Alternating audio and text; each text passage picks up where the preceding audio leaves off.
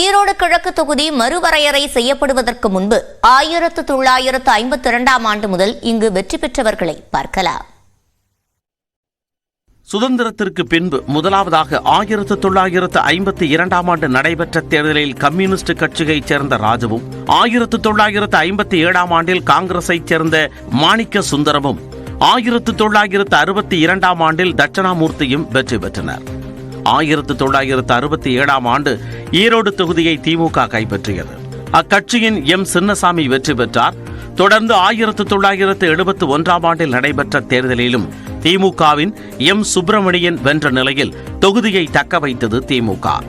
அதிமுக தொடங்கப்பட்ட பிறகு நடைபெற்ற 1977ஆம் ஆண்டு தேர்தலில் அக்கட்சியைச் சேர்ந்தவரும் தற்போது அமைச்சராக இருப்பவருமான எஸ் முத்துசாமி வெற்றி பெற்றார். அவர் தொடர்ந்து 1980 மற்றும் 1984ஆம் ஆண்டுகளில் வெற்றி பெற்றார்.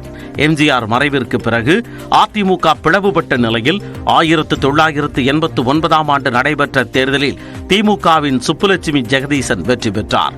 ஜெயலலிதா தலைமையில் அதிமுக மீண்டும் ஒன்றுபட்ட நிலையில் 1991ஆம் ஆண்டில் நடைபெற்ற தேர்தலில் ஈரோடு தொகுதியை அதிமுக மீண்டும் கைப்பற்றியது. அக்கட்சியின் சி மாணிக்கம் வெற்றி பெற்றார். 1996ஆம் ஆண்டில் திமுகவின் NKK பெரியசாமியும் 2001ஆம் ஆண்டில் கடந்த இடைத்தேர்தலில் போட்டியிட்டு தோல்வியடைந்த அதிமுகவின் KS தென்னரசுவும் வெற்றி பெற்றனர். தொகுதி மறுவரையறைக்கு முன்பு கடைசியாக 2006ஆம் ஆண்டில் நடைபெற்ற தேர்தலில் திமுகவின் NKKP ராஜா வெற்றி பெற்றார்.